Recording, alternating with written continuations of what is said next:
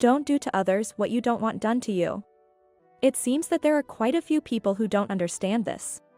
Unfortunately, my sister-in-law, Emily, was one of them.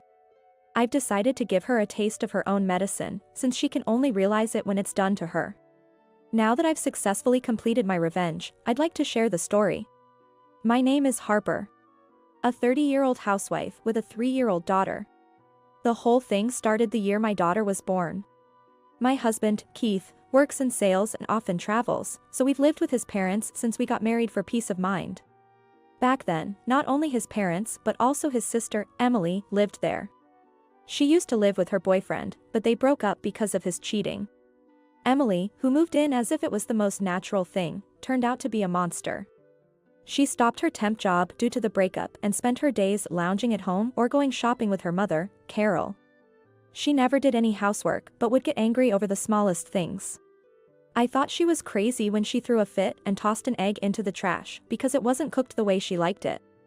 I wanted to tell her to make her own food if she didn't like it. This isn't a hotel.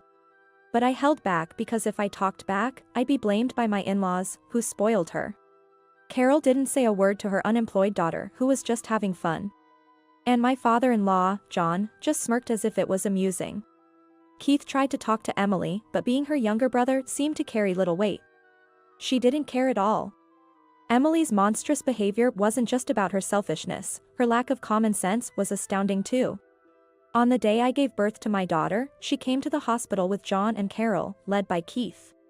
As soon as she saw my parents holding my daughter, she glared at me and said, "Why are your parents holding her before us?"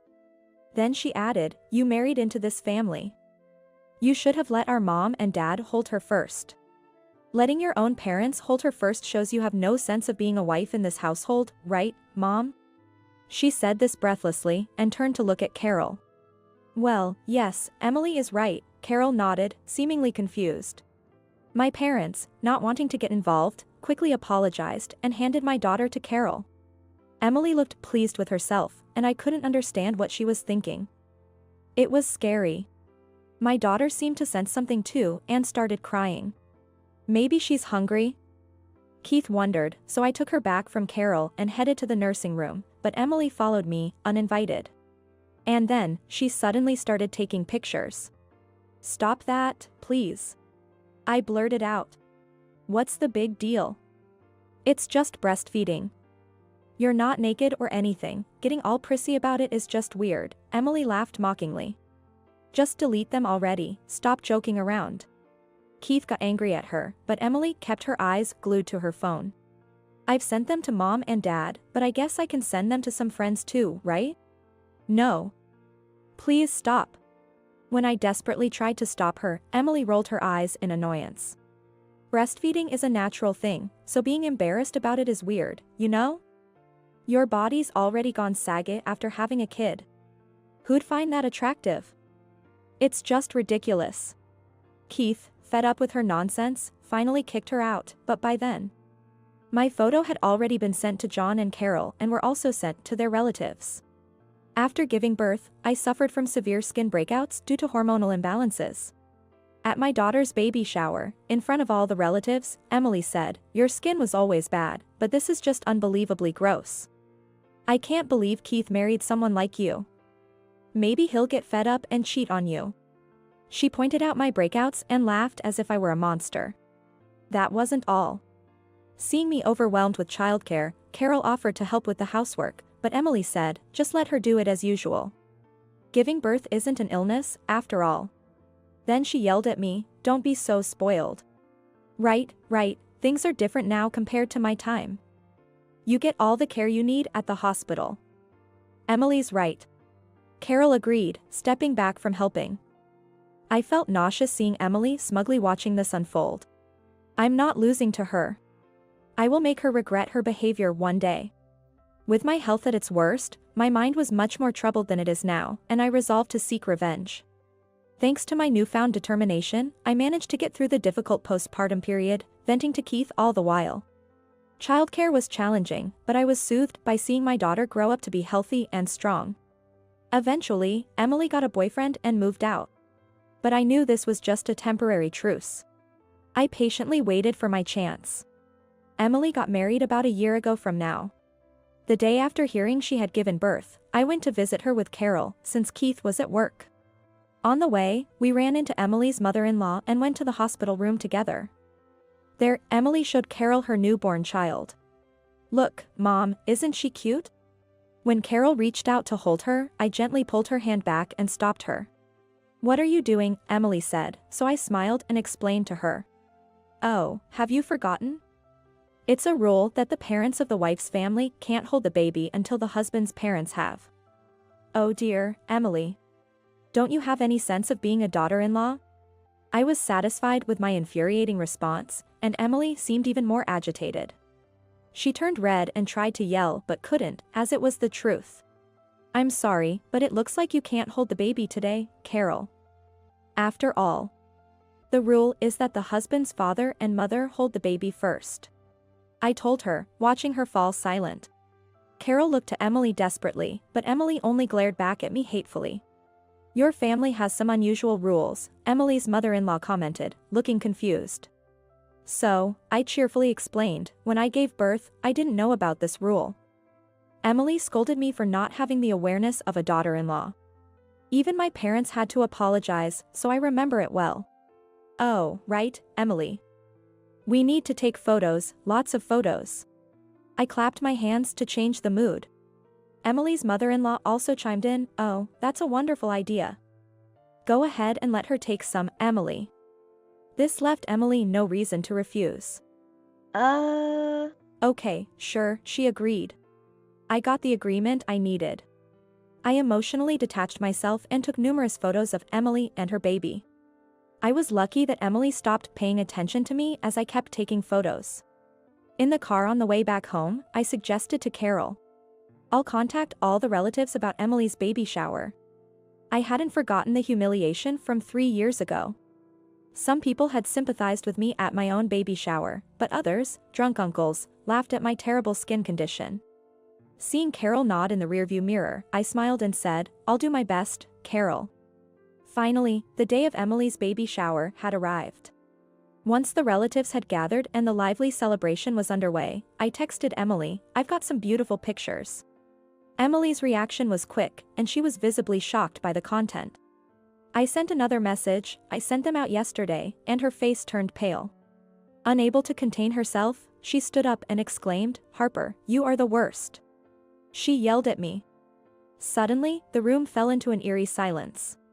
"Emily, that's terrible. What have I ever done to you?" I asked with a solemn face, but getting slapped across the face was unexpected. "Hey, what are you doing to Harper?" Keith, emboldened by alcohol, shouted. Emily retorted, shoving her phone in his face, "Can you still defend her after seeing this photo?" She spread embarrassing photos of me. On the screen was the text I had just sent and a photo of Emily breastfeeding. With tears in my eyes from the slap, I explained loudly for everyone to hear. "I've only sent it to your family because it was beautifully taken." "What, to my family?" A classic misunderstanding. She must have thought I sent the breastfeeding photo to everyone. It was something Emily herself had done in the past. Slapping someone, that's awful. Besides, what's so embarrassing about it? Keith said, snatching the cell phone as planned. Then he suggested, should we ask the uncles too, and prepared to show it to the uncles who had turned into a curious crowd. "Stop it. Harper, you stop him." Emily tried to get her phone back. I dropped my smile and coldly replied. "Why should I stop him? What? It's just a breastfeeding photo. You're not naked. It's a beautiful, natural moment, isn't it?" "That's what you said, Emily." I threw back the same words she had said to me 3 years ago. 3 years ago, you took photos of me breastfeeding and sent them to your parents, even though I didn't want you to. The relatives, initially excited by the drama, were now silently listening to my story. Those photos were spread around your relatives and ended up on the phones of some of the uncles here. I was horrified when I saw they had the photos. A few uncomfortable murmurs rose, but I left those concerns to their wives. "We'll deal with this later." "Sorry, I didn't tell you about that part," I whispered to Keith, holding his hand to prevent him from lashing out. 3 years ago, you told me to show the breastfeeding at the baby shower. Why are you embarrassed now? Realizing the truth only when you become the victim is too late. Cornered, Emily blurted out, I didn't know. I didn't have children. She cried out in desperation. Well, sure, if you've never had children, you wouldn't know the struggles of severe skin breakouts or the pain after giving birth. And it's easy to say, do housework as usual because childbirth isn't an illness, isn't it? That's right, I didn't know, so it can't be helped. That's no excuse. Keith angrily retorted, and everyone around nodded, directing their blame towards Emily. Just because you didn't know, doesn't mean you lack compassion. That's just unacceptable as a person. Suddenly, a young woman's cry broke the silence. Hey, what's wrong? Asked Emily's husband, approaching a young woman. Since his parents were also nearby, she must be his sister. I was also victimized by Emily. His sister's words trailed off, but her tearful collapse was more impactful than my revelations. Following her brother's gentle guidance, she began to speak about the mistreatment she suffered from Emily. The content was typical bullying, but it was clear that it had enraged their parents. I'm scared to live with Emily. After the sister's final words, Keith looked at me in astonishment. Your plan is incredible. No way, this wasn't part of my plan. This unexpected event turned out to be the perfect outcome for my revenge.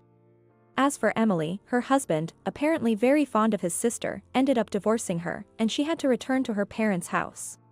Expecting her parents to be happy about their granddaughter, they were instead caught up in checking John's phone because of my breastfeeding photo, leading to an even bigger scandal. From John's phone, numerous messages were discovered, showing him inappropriately interacting with young ladies from a strip club. It was revealed that he had been lavishly spending on expensive bags and accessories for these young women, leading to a potential crisis of family breakdown. I wonder how long John and Carol will continue to support their incapable daughter. She was branded as unacceptable by her own brother, a real outcast as a human being. Relying on relatives would likely be difficult for her. Of course, turning to her husband's family is out of the question. I had planned for her to be shunned by all relatives, but the sister's revelations pushed Emily even further into despair. I had shared most of the plan with Keith when he agreed to help. Hearing about the terrible treatment I endured, he thought we couldn't live with his parents anymore. With this incident, we quickly moved out of my in-laws' house, just the three of us with our daughter. Don't do to others what you don't want done to you. I think I'll make that our family's motto.